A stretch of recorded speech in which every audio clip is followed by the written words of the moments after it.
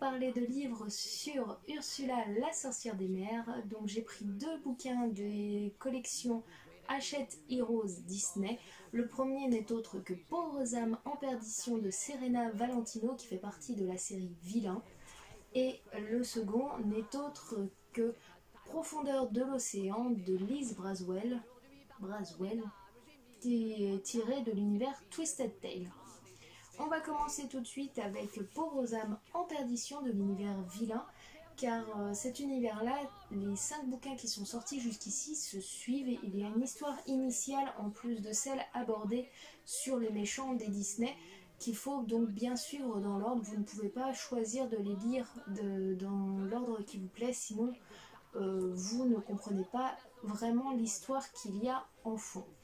Donc, comme je disais, aujourd'hui on est à 5 tomes, celui-ci est le 3e de la collection. Le premier n'est autre que Miroir Miroir et aborde l'histoire de la méchante reine de Blanche-Neige. Le second n'est autre que La Belle et la Bête, et donc aborde l'histoire du prince charmant et de sa transformation en bête.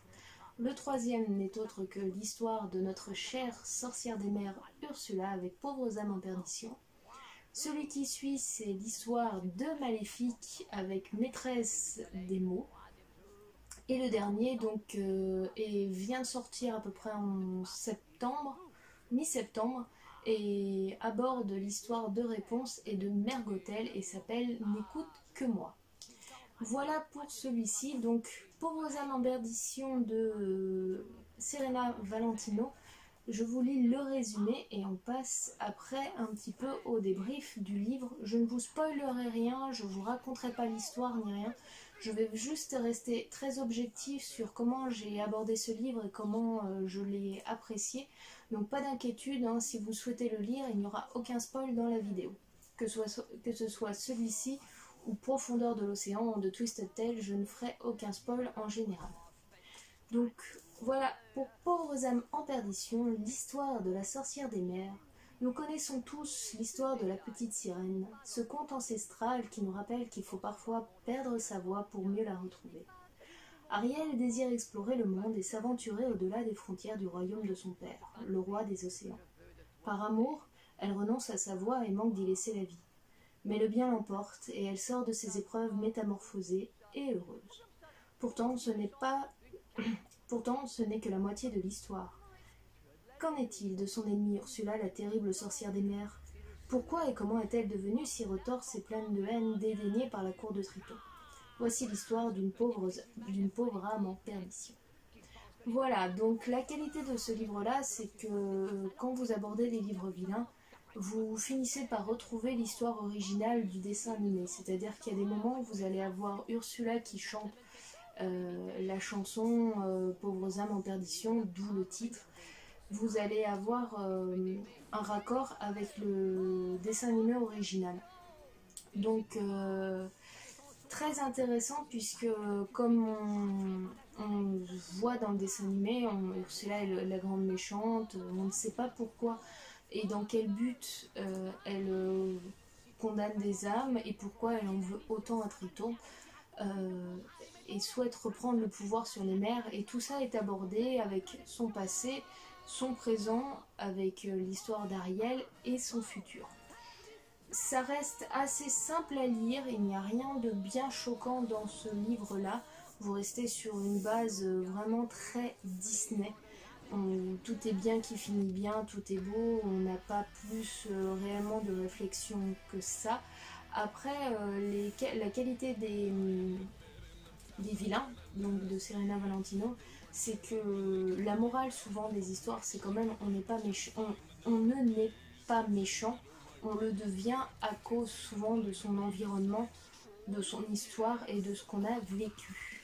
Et à travers l'histoire d'Ursula la sorcière, vous allez découvrir quelque chose d'assez simple, d'assez triste en fin de compte.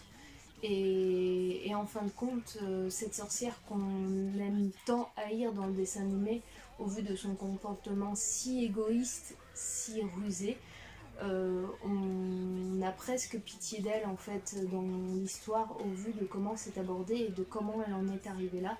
Et on souhaiterait pas la voir gagner, pas, mais pas, en tout cas on souhaiterait la voir s'en sortir. Et pourquoi pas... Ce qui est marrant, c'est qu'en fait, à travers le livre, vous avez une autre version du méchant et surtout de Ariel. Et si elle n'est pas un petit peu égoïste aussi, un petit peu fermée que sur elle-même et son histoire, après, il ne faut pas oublier que Ariel a une quinzaine d'années dans l'histoire et qu'à 15 ans, on n'a pas spécialement envie de réfléchir sur tout et pourquoi et de vouloir changer le monde. On veut changer son monde à soi, on veut penser à soi. Et je pense que ce n'est pas égoïste, c'est simplement qu'on veut grandir et découvrir les choses par soi-même. Enfin bref, très beau roman, très simple à lire, assez rapide. Hein, il n'y a pas tant que ça de pages, vous arrivez au bout. Il y a moins de 200 pages, 190, 192. Donc vous voyez, ça va assez rapidement. L'histoire est plutôt bien abordée et l'histoire d'Ursula est un peu originale. Et sans plus, on se doutait un petit peu de ce qui pouvait se passer, pas vraiment de son passé, mais ça peut être très intéressant à aborder. Donc comme je vous ai dit, si vous souhaitez aborder celui-là et que vous avez l'occasion de lire avant Miroir, Miroir et l'histoire de la bête, n'hésitez pas, c'est un bon bouquin très, très sympa. Mais vous serez très vite perdu en fait, sans ça, à cause de l'histoire qu'il y a dans le fond.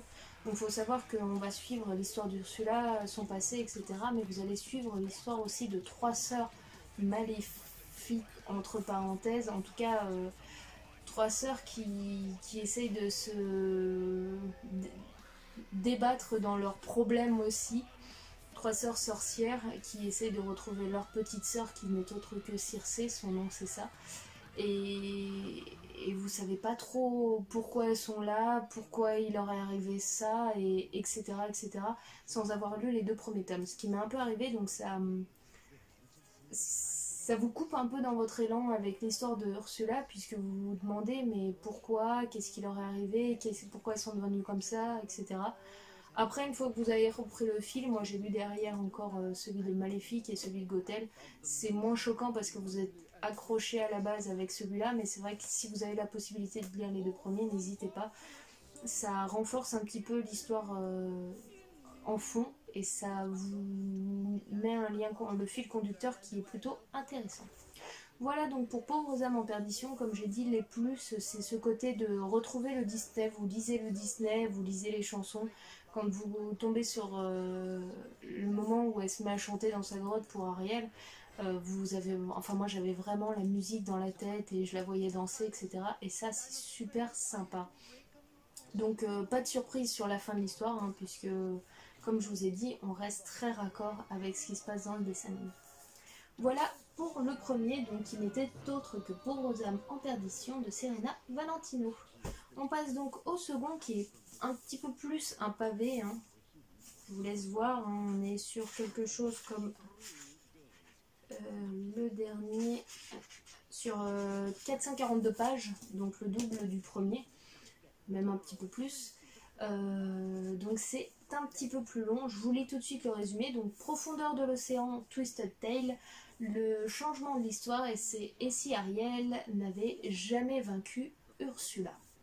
Donc, hop, pour le résumé, c'est Ariel est une jeune sirène rêveuse qui ne souhaite que 2 choses, parcourir le monde et avoir des jambes.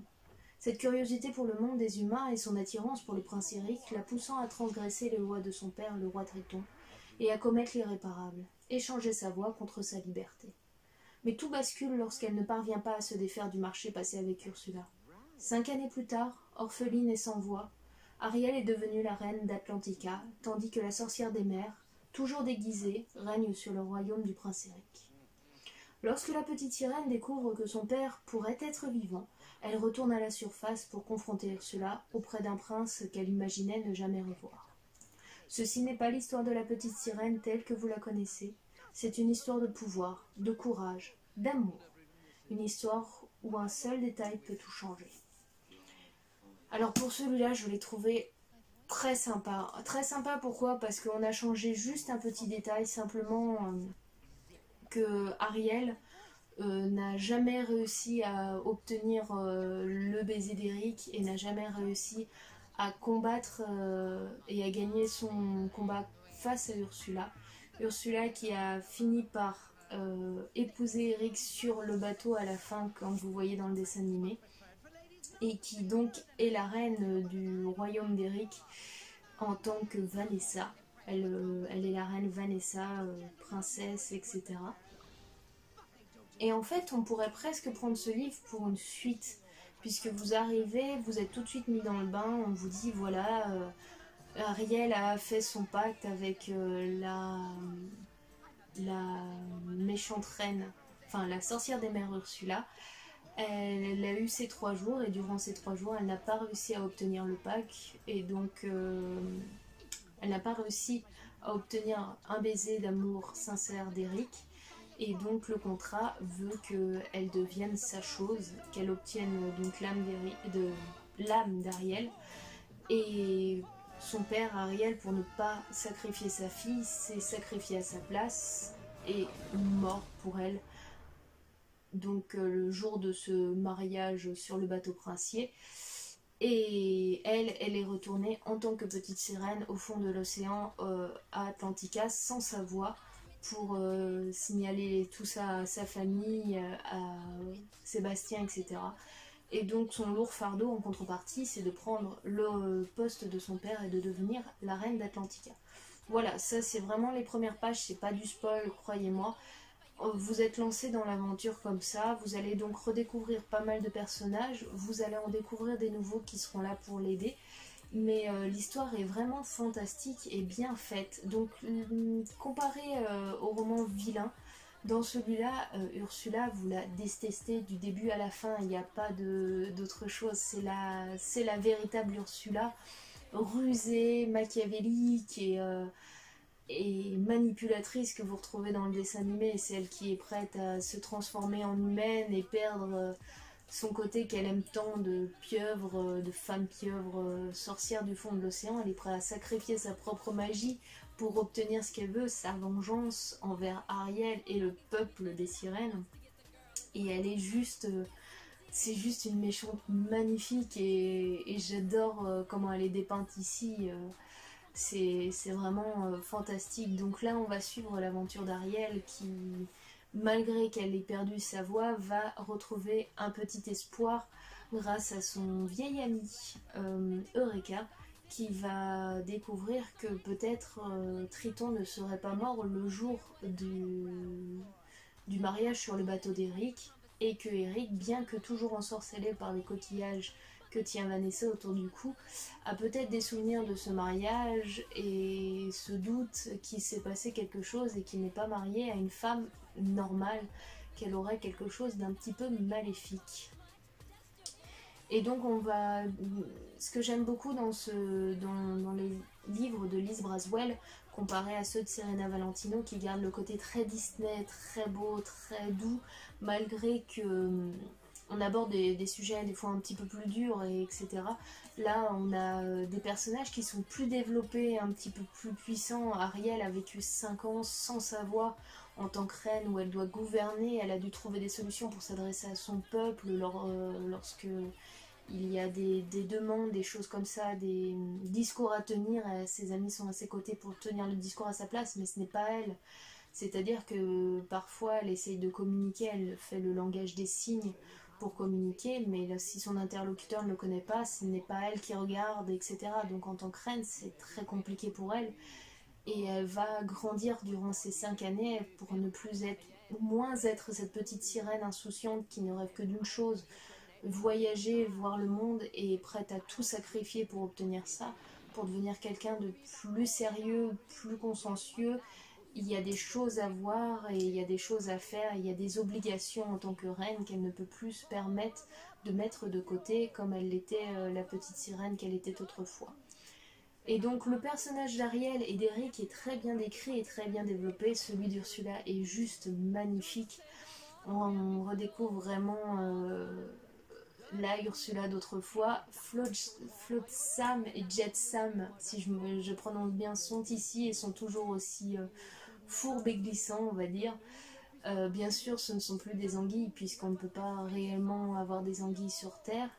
Et franchement, celui-là, même s'il est un petit peu long avec ses 441 pages, il se lit très très vite et il est vraiment génial.